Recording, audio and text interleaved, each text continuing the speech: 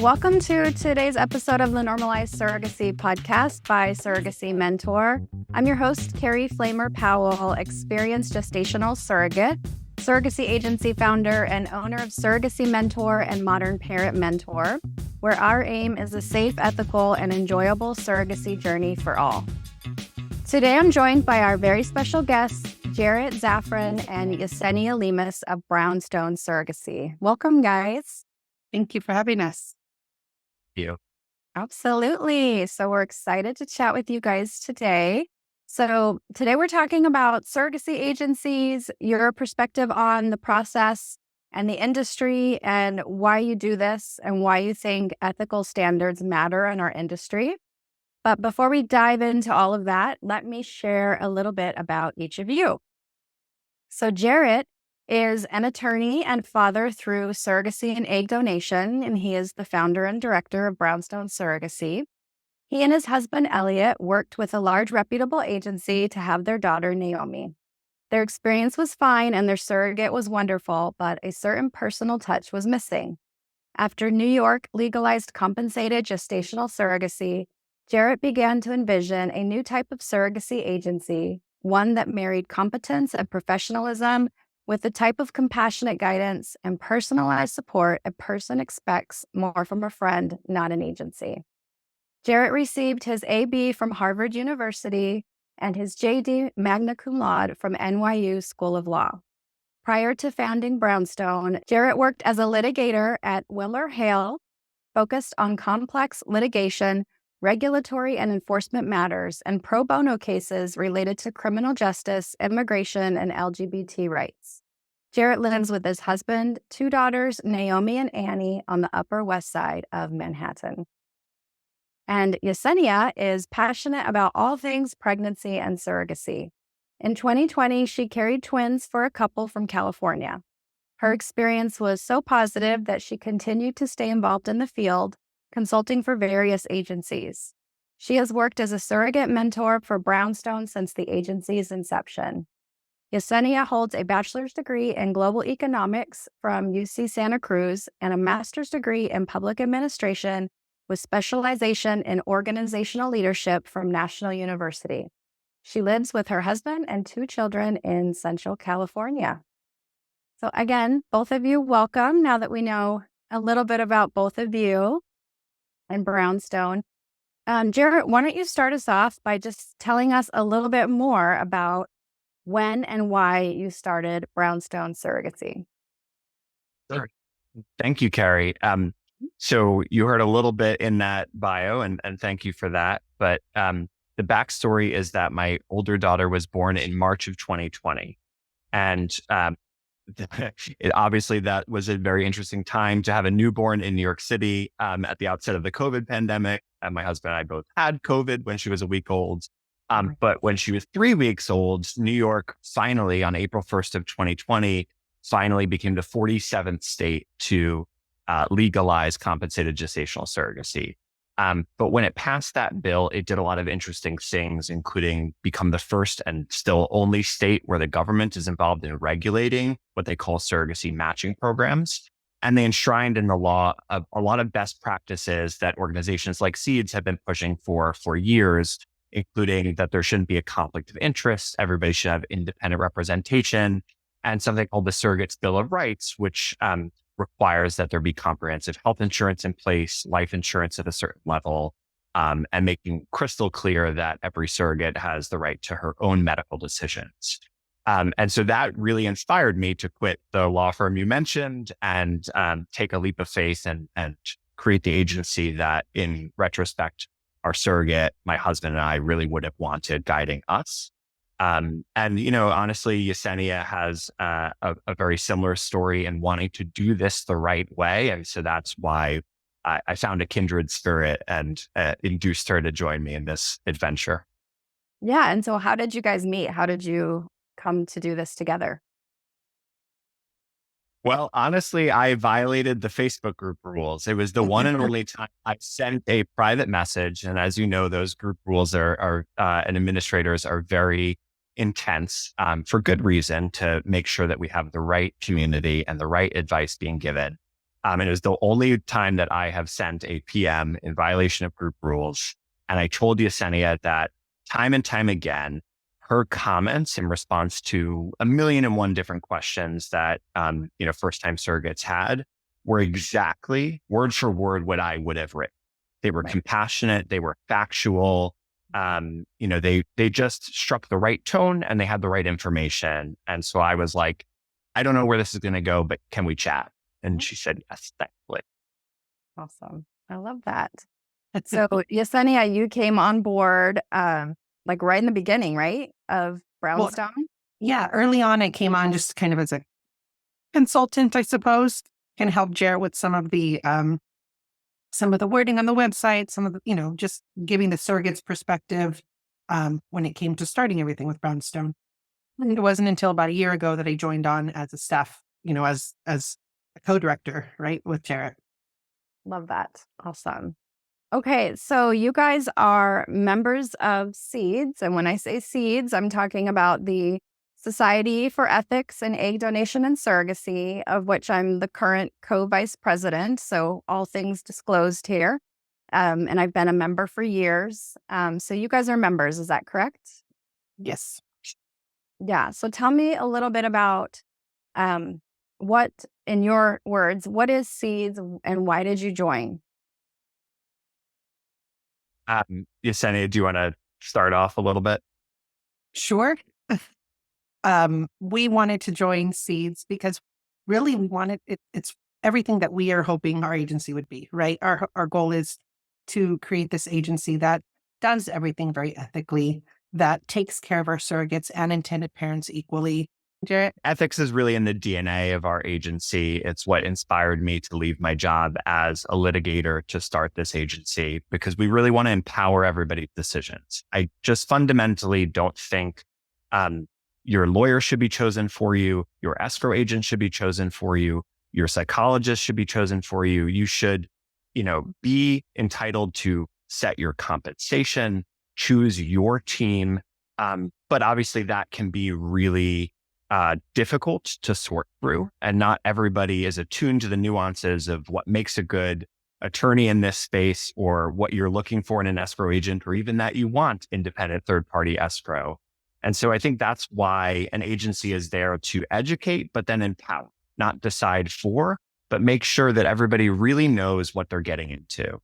And especially on the surrogate side, I mean, education is such a huge part of, I know what you do, Carey, and why your organization is so incredible. But also what we try to do our level best to make sure that every surrogate understands the medical risks, the psychological risks, the ins and the outs, the hurry up and wait, the delays that feel endemic to any surrogacy journey. And just make sure that there are no surprises and that everything is transparent and above board.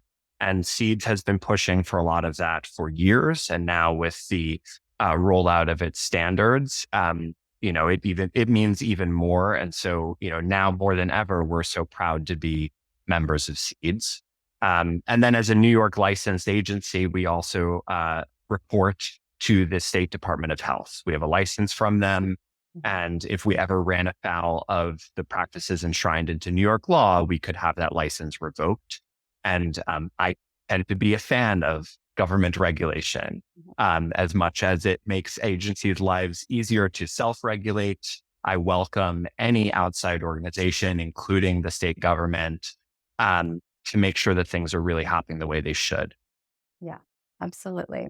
Yeah. And so for people that are listening or watching that might not be familiar, New York is, aside, I guess, maybe from California, and you can probably tell me if that's legally accurate or not, but they're really the first state to step in and truly regulate surrogacy. I know California has much more, administrative process or legal process than any other state until New York. But before this, New York was what we call a red flag state or a red light state, meaning absolutely not. You cannot do surrogacy in New York. It is illegal and don't do it. And then all of a sudden they went from a red light to the greenest green light state because now they're the ones that stepped up and said, fine, we will allow it. However, We will regulate it. We will make sure that everyone's protected. We'll make sure it's very clear how this is going to work, and we'll issue licenses. And so that's been received sort of differently by different people in the industry. But as a whole, I agree with you that if it's regulation that's making surrogacy better and safer and more ethical, and it's especially in line with what we've been trying to do already in this industry for years and decades, particularly at Seeds, which is self-regulate, right? I think that it's for the better of everyone. So I agree with you on that. Absolutely. Okay, so tell me, what do you feel are the most pressing issues in surrogacy today? And maybe we start by thinking from the surrogate's perspective. What do you think is the most pressing issue for surrogates today? And how is Brownstone addressing that? I think there's, excuse me. Mhm. I think there's a lot of different issues with surrogacy, and I think a lot of it has to do with the lack of education. I think a lot of people go into surrogacy with, rose-colored lenses, thinking that it's going to be this beautiful journey. And of course it can be and it should be. But I think that there's a lot of misinformation, stigma, lack of information out there for our surrogates. So I think that's something that we spend a lot of time doing as an agency, is really educating our surrogates, helping them feel empowered throughout the process. Because, you can't really, I don't know, you can't feel empowered without knowing what you're getting yourself into and knowing all of the options out there. And just like Jarret said, and that's with choosing your attorneys and choosing your, the escrow company. And yeah, so I think that a big part of my job is making sure that our surrogates know what their options are. And in a system where we probably as surrogates feel like we have so little control because we're dealing with doctors and attorneys and, agencies, intended parents, that surrogates should know that there's a great deal of control on our sides, and that we get to make a lot of the decisions. And I think a lot of surrogates don't know that. Right. So that's why I try really hard to advocate for them and to make sure that they are really educated in what they're getting themselves into. Yeah, absolutely. As a small agency trying to do this in a really personal way, we're bucking up against a trend of consolidation, of private equity money, of bigger and bigger agencies. And that can be great, but in practice, this is a essentially human endeavor. You are carrying somebody else's child. You are trusting somebody else to carry your child. And at its core, both sides of the equation, intended parents and surrogates, need to feel like they are truly supported at every single step of the way.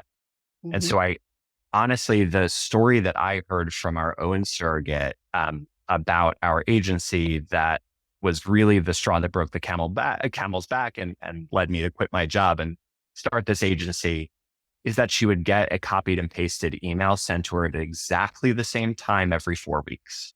And that was the way the agency was supporting her.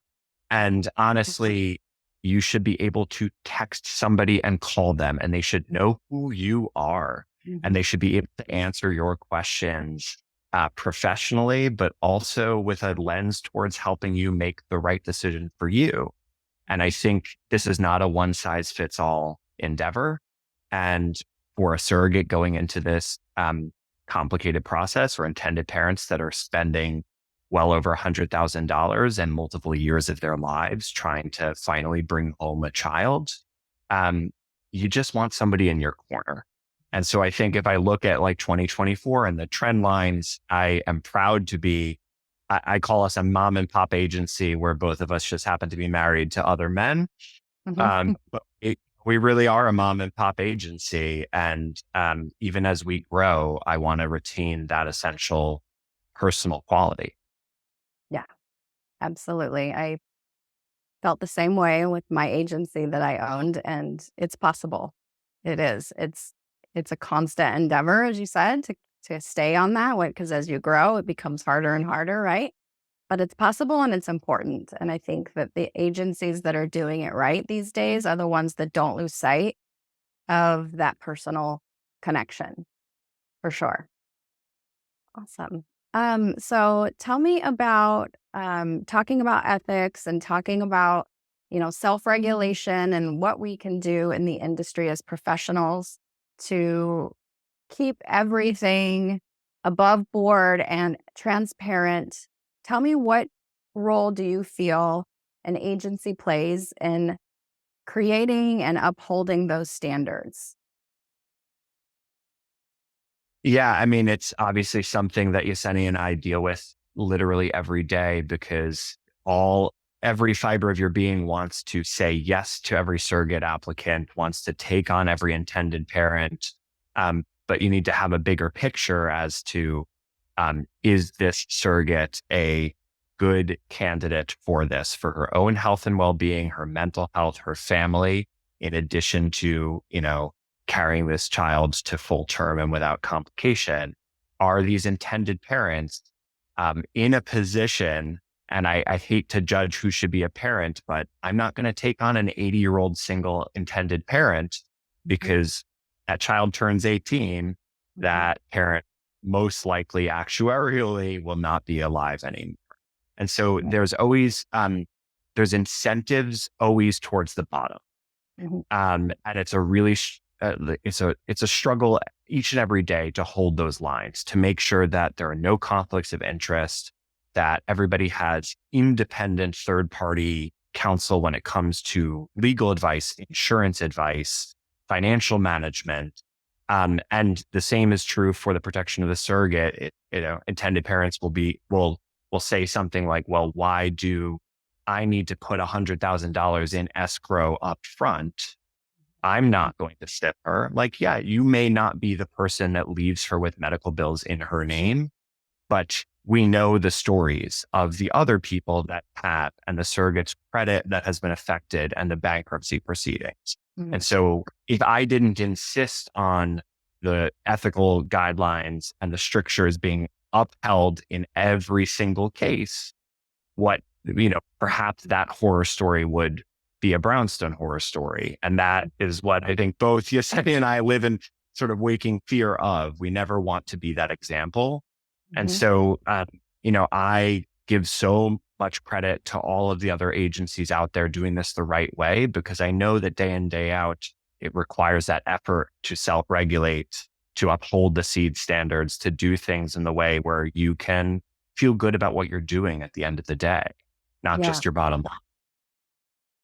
Absolutely. And it's such a fine balance between trying to keep that personal connection and that empathy for each individual's passion and journey and desire and situation, and saying, I want to make an exception, but I can't, and this is why. And, if using the example of escrow, I had that come up a lot too as an agency owner. And my response was always, I trust you, the surrogate trusts you, but we don't know if you're going to lose your job in 6 months. We don't know if there's going to be a terrible tragedy in your life where income becomes an issue. Nobody can predict the future. And this is a protection for everyone, right? And it's finding that balance of still being empathetic and still understanding this is a personal journey for every single person. But we have to be sticklers, right? We have to say, and you guys, especially being in New York, you have an extra set of regulation and an extra set of rules that don't apply to the rest of the country, that make it even more important that you're, dotting those I's and crossing all those T's. But I just think as a whole that it's a difficult position sometimes to be in as a professional, to say, I wish there was a way around this, but there's just not. And on the surrogate side, one that I can think of that came up a lot was surrogates who were just so passionate about being a surrogate and just dedicated to doing everything that's required of them to become qualified. And at the end of the day, they're just not qualified. There's just something that's keeping them from being qualified. And, in their heart, they truly believe they should be a surrogate, and having to break it to them that it's just not in the cards. It sucks. It sucks on a personal level and a professional level, right? Because you want, like you said, Jarret, to be able to say, yes, we need surrogates. We want to accept you. But we know that ethically it's not possible and it's Right. so hard. It's important to do that with compassion, but I think that that's where education comes in as well, right? Not just saying, sorry, you don't qualify, or Yep. telling parents, like, you have to use this escrow account. Yep. It's explaining the why. And I think helps with some of those difficult decisions sometimes, because there's a reason in place and it's not personal and it's not, it's there for a reason. Yeah, absolutely. I agree. Yes, definitely. And so, what do you wish? And I'll let maybe Jarret, I'll let you answer this from the perspective of intended parents. And Yesenia, I'll let you answer this from the perspective of surrogates. What do you wish potential parents and or surrogates knew about the process? So if they're just getting started and they're thinking about being a surrogate or embarking upon being intended parents, what's the number one thing that you wish they knew before they ever reached out to an agency? I'll let Yesenia start. Okay. I think just knowing how much of a commitment it is early on and how much time it can take. I think we think, oh, we're pregnant. I live my life normal. I'm pregnant. It's no big deal. But there's definitely a lot of restrictions and a lot of other, you know, there's a lot that needs to be taken into consideration and a lot of planning involved. So I think a lot of people, again, come into this a little bit naively. I know I definitely did during my first journey. And so just really spending the time to educate yourself, to know what you're getting into, and um, what the restrictions may be throughout the process. Mhm. Absolutely. What about And you? I would have a similar answer on the IP side. I think emphasizing the process aspect of this in both positive and negative ways. The negative is that intended parents come oftentimes with years of history leading up to turning to surrogacy, knowing that it's not quick, it's not affordable by any stretch, but making sure that we manage those expectations that this really is a process. You're going to be waiting for match. You're going to have many months between match and transfer. Not every transfer is necessarily going to succeed. Not every pregnancy will be uncomplicated as best as we try. And so just preparing them for what feel oftentimes like inevitable ups and downs. Great surrogate travels to your clinic. We discover some polyps that she needs to remove, and then we can proceed, that kind of thing. There just almost always is something that comes up. And so if they're prepared for that, that's the better mindset to go into this. The positive side is that the process itself works. And so by the time you get to that embryo transfer, this person that may have started off as a veritable stranger that you're now entrusting to carry your child has gone through medical records review, has been cleared by her own OB, has been cleared by your reproductive endocrinologist, has met with lawyers and negotiated this contract, has been psychologically cleared when we use very good clinical psychologists who are doing the tests and doing the tests on the spouse or partner and meeting with both of them and going back for a group session with all 3 or 4 of you. And so, there are so many steps, so many checks, and so many gatekeepers that by the time you get to that embryo transfer, you can have faith. You can really invest trust because this is somebody who is committed and has shown their commitment in the same way. And so I think for people that start off with I just don't know how I can do this emotionally, that I can just have a collaborative pregnancy. By the time they get to that step where they are expecting, a lot of those fears start to fade away just because the process itself is really set up in a way that instills trust, I think. And that's certainly how I felt. And both of our surrogates are so near and dear to us, like family. And both of our daughters, well, the one is a little too young to really totally comprehend, but our older daughter knows exactly how she came into this world. And I have no reservations about how I built my family, so much so that I literally quit my very stable law practice to do this because I think it's so beautiful. And that's a testament to that process. Yeah, absolutely.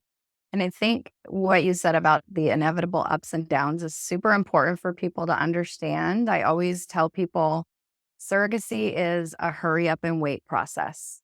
It is going to be from the day you start until the day you end this process.